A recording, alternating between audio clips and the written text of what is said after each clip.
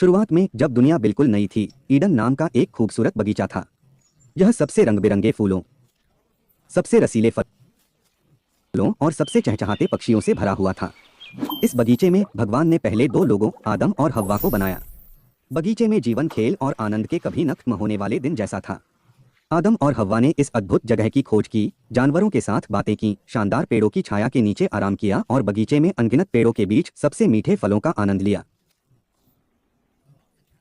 अच्छे और बुरे के ज्ञान का पेड़ बाहर खड़ा था।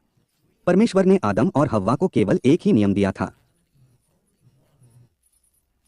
इस पेड़ का फल मत खाओ। लेकिन जिज्ञासा एक शक्तिशाली चीज है। एक दिन एक डरपोक सांप हव्वा के पास आया। यह एक आकर्षक विचार फुसफुसाया, फल खाओ और तुम भगवान के समान बुद्धिमान हो जाओगे। आपको अच्छे और बुरे के बीच का अंतर पता चल जाएगा। फल बहुत आकर्षक, बहुत स्वादिष्ट लग रहा था और ज्ञान का वादा बहुत लुभावना था। ईव ने हाथ बढ़ाया, फल उठाया और काट लिया। उसने कुछ एडम को दिया, जिसने भी खाया।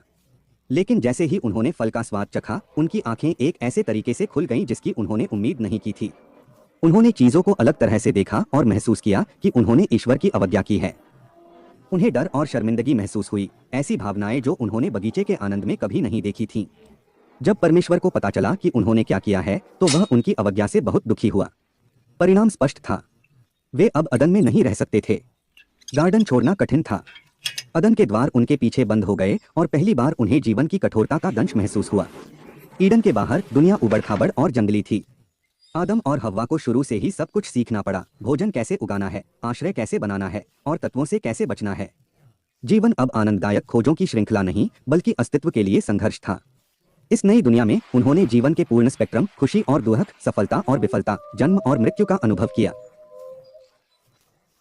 वे माता पिता बन गए,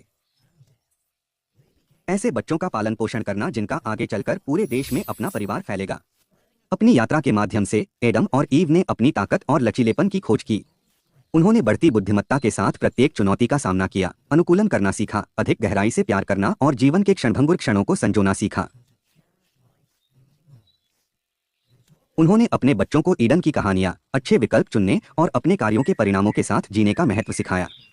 देखने के लिए धन्यवाद। अगले साहसिक कार्य में मिलते हैं।